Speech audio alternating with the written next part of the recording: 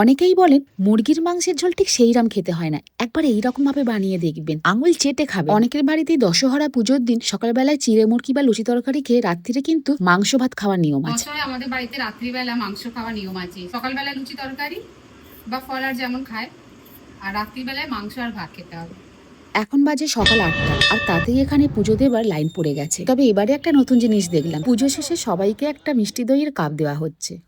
আজকে দুপুরের খাবারের মেনু ছিল গরম গরম লুচি, ঘুগনি, কুমড়া আলু পটলের তরকারি, সীতাভোগ আর মিষ্টি আম। এবার চলো মাংসের প্রিপারেশনটা করে নেওয়া যাক। ১ কিলো মাংসের জন্য 4টে বড় মাপের পেঁয়াজকে ছোট ছোট করে টুকরো করে সর্ষের তেলের মধ্যে জিরে, শুকনো লঙ্কা, তেজপাতা, গোটা গরম মশলা ফোড়ন দিয়ে কেটে রাখা পেঁয়াজগুলোর মধ্যে দিয়ে ভালো করে একটু নেড়ে নিতে হবে। এবার একটা বাটির মধ্যে 2.5 চামচ হলুদ গুঁড়ো, 1.5 চামচ লঙ্কা গুঁড়ো আর কালারের জন্য অল্প একটু কাশ্মীরি গুঁড়ো লঙ্কা দিয়ে আর পরিমাণ মতো নুন দিয়ে একটা পেস্ট করে নিতে হবে। এবার এর মধ্যে অল্প একটু চিনি দিয়ে একটু ভাজা ভাজা করে নিতে হবে। এবার একটা বড় কোয়া রসুন, 2 ইঞ্চি আদা আর 2টো মতো টমেটো দিয়ে একটা পেস্ট করে নিতে হবে। এবার মাংসের ঝোলের আলুগুলো ভালো করে ছাড়িয়ে একটু কেটে নেবো। পেঁয়াজগুলো একদম লাল লাল করে ভাজা হয়ে গেলে এর মধ্যে এবার পেস্টটা দিয়ে ভালো করে একটু নেড়ে নেবো। এবার আদা রসুনের কাঁচা গন্ধটা কেটে গেলে গুলে রাখা মশলাটার মধ্যে দিয়ে একটু কষিয়ে নিয়ে অল্প একটু জল দিয়ে খুব ভালো করে কষিয়ে নেবো। আলুগুলো এবার জল দিয়ে ভালো করে ধুয়ে কড়ার মধ্যে তেল দিয়ে লাল লাল করে ভেজে নিতে হবে। ভাজার সময় সামান্য নুন দিলে আলুটা খুব ভালো সেদ্ধ হয়ে যায়। এদিকে মশলাটা একদম কষানো হয়ে গেছে, উপর থেকে তেল ছেড়ে দিয়েছে। এবার এই কষানো মশলার মধ্যে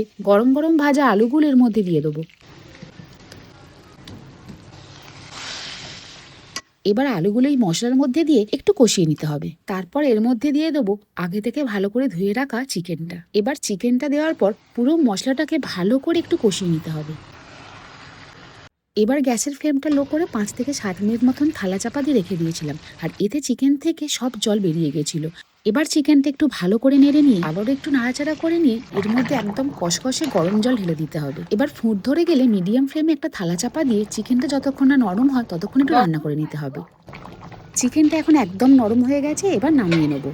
আর এদিকে গরম গরম ভাতও রেডি। অনেকেই মাংসের ঝোল রান্না করার সময় এর মধ্যে ধনে গুঁড়ো, জিরে গুঁড়ো ইউজ করে, তবে এই মশলাগুলো দিলে মাংসের ঝোলের টেস্টটা একদম অন্যরকম হয়ে যায়। বাড়িতে একবার শুধুমাত্র হলুদ গুঁড়া, লঙ্কা গুঁড়ো দিয়ে এইভাবে মাংসের ঝোল রান্না করে দেখবেন, অত মশলা টশলা কিছু দিতে হবে না, একদম ঘরোয়া মশলা যেটা না দিলে নয়। আর এইভাবে একবার মাংসের ঝোল খেলে আর অন্যভাবে রান্না করা কোনো মাংসের ঝোল কিন্তু খেতে ইচ্ছা করবে না। আর সত্যি কথা বলতে কি, দুপুরে লুচি তরকারি খাবার পর রাত্রিবেলায় এইরকম রান্না করা মাংস আর ভাত যেন আলাদাই একটা শান্তি।